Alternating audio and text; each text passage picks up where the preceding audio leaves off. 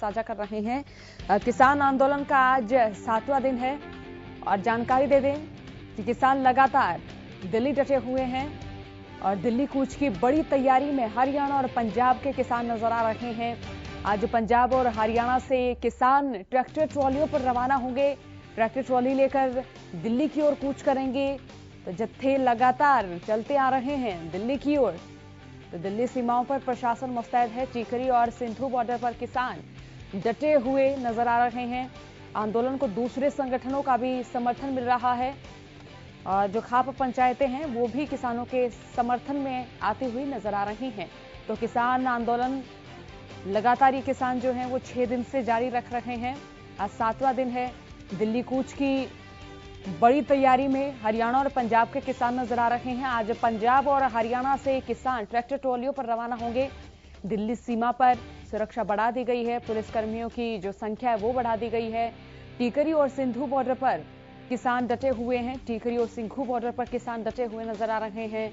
आंदोलन को दूसरे किसान संगठनों का भी समर्थन मिल रहा है। खाप पंचायतें भी किसानों को समर्थन देती हुई नजर आ रही हैं। तो सिंघू बॉर्डर की बात करें तो वहां भी किसान डटे हुए नजर आ रहे हैं। टीकरी बॉर्डर की बात करें तो देखिए वहां भी किसान लगातार हुंकार भर रहे हैं कि कृषि कानून या तो रद्द किए जाए, एमएसपी बरकरार रहेगी। केंद्र सरकार लिख के उन्हें पुख्ता आश्वासन दे, केंद्र सरकार उन्हें लिखित में दे। तो किसान डटे हुए हैं। किसान अपनी मांगों को लेकर लगातार आंदोलन कर रहे हैं और यह आंदोलन का 7वां दिन है। बीते 6 दिनों के दौरान आपने देखा कि जो किसान हैं वो यहाँ पर डटे हुए नजर आए। किसानों की ओर से कहा गया कि अगर उनकी मांगे नहीं मानी गई तो वो दिल्ली का चारों ओर से घेराव करेंगे, चौतरफा राजधानी का घेराव करेंगे। खाद्य आपूर्ति बाधित की जाएंगी। फल, सब्जियां, दूध, अनाज की अगर बात करें तो उनकी जो सप्लाई है वो राजधानी में नहीं होने दी जाएगी, ताकि सत्ता तक ये प्रत्यक्ष प्रमाण पहुंच सके कि अगर किसान खेत में अनाज उगाना छोड़ देते हैं तो किस तरह की स्थिति पैदा होती है। तो दिखाने के लिए तमाम जो अन्नदाता हैं वो लगातार दिल्ली की ओर कूच कर रहे हैं, हुंकार भर रहे हैं। तो आंदोलन को दूसरे संगठनों का भी समर्थन मिला है। तो किसान आंदोलन का आज 7वां दिन है। 6 दिन के दौरान आपने देखा कि किसान यहाँ डटे हुए नजर आए। किसान लगातार यहाँ केंद्र सरकार तक अपनी आवाज पहुंचाने की बात कहते नजर आए। हालांकि केंद्रीय कृषि मंत्री नरेंद्र सिंह तोमर ने कल किसान प्रतिनिधियों की बैठक भी बुलाई, लेकिन वो बैठक बेनतीजा रही। कोई परिणाम उस बैठक से निकलकर नहीं आया। चलिए एक और बड़ी खबर की ओर रुख कर लेते हैं। एक और बड़ी खबर तमाम दर्शकों तक इस वक्त साझा कर रहे हैं। किसानों से फिर वार्ता करेगी सरकार और जानकारी ये भी दे दे, मंगलवार को जो वार्ता हुई वो भी बेनतीजा रही है।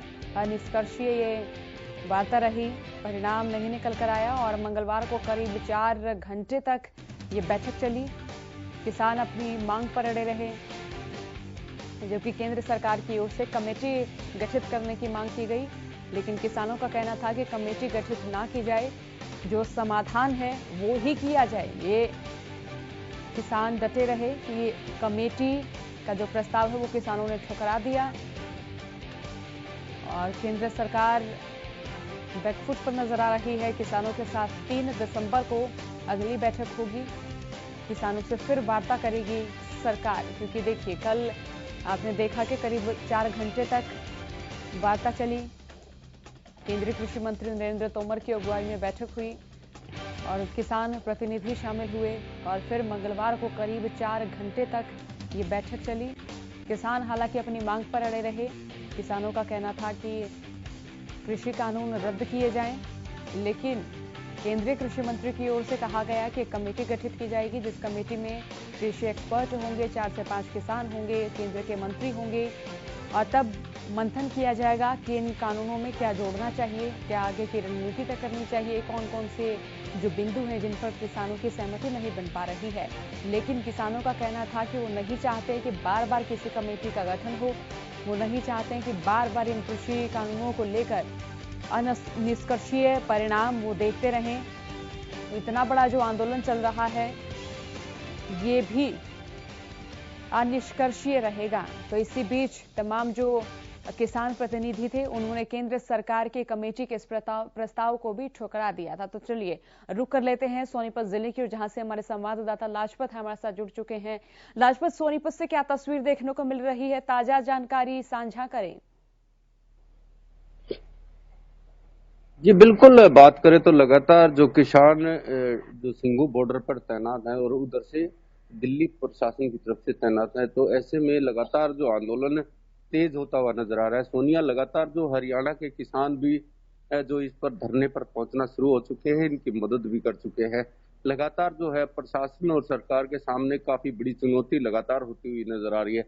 ऐसे में जल्द से जल्द प्रशासन और सरकार को मंथन करने की जरूरत है, क्योंकि लगातार जो यहाँ पर धरने पर भीड़ बढ़ रही है, उससे लगातार आम जनता भी चिंता में फंसी हुई है। जी लाजपत, जाहिर सी बात है कि यहाँ पर जो हाईवे की अगर बात करें तो देखिए वहां भी जो आवाजाही है वो बाधित नजर आ रही होगी। तो ऐसे में जो शहरवासी हैं, औद्योगिक क्षेत्र है, तो वहां क्या कुछ तकलीफ लोग झेलते हुए नजर आ रहे हैं, क्या समस्याएं लोगों के आड़े आ रही हैं?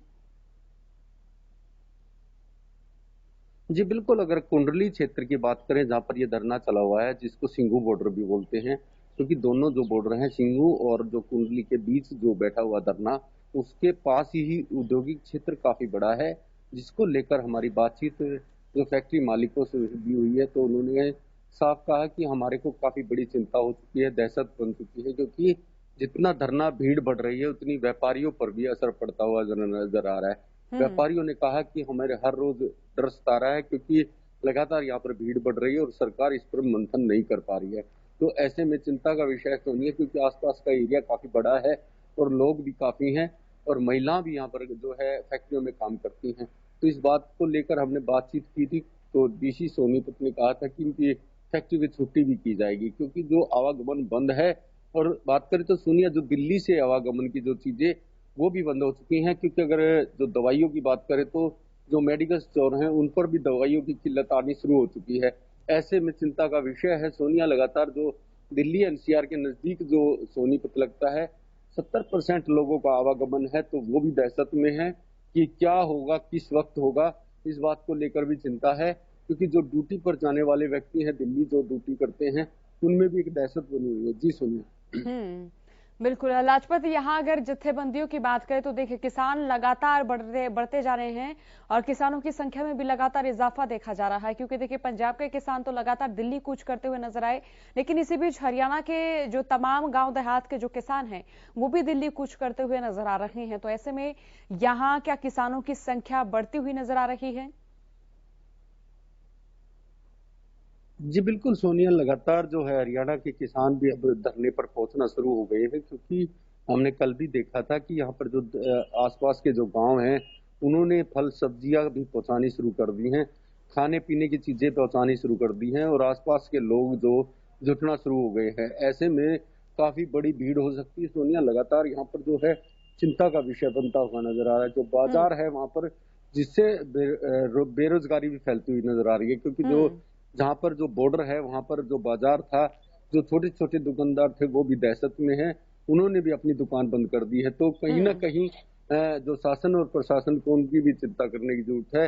लगातार जो हरियाणा के किसान भी बढ़ते हुए नजर आ रहे हैं। जब हरियाणा के किसान और पंजाब के किसान यहाँ पर पहुंचेंगे और काफी भीड़ होगी, तो आम जनता इसमें जरूर पिस रही है, क्योंकि जो दिल्ली जाने आने वाले रास्ते हैं वो लगातार एक एक करके बंद किए जा रहे हैं। तो ऐसे में लगातार जो है सबसे बड़ी बात सोनिया, आज जो घोड़ों का जत्था भी आने वाला है, जो कि पंजाब की तरफ से, और फिर उन्होंने कहा है कि हम दिल्ली को घोड़ों से भी घेरेंगे। जी बहुत धन्यवाद लाजपत तमाम जानकारी के लिए। तो लगातार आपको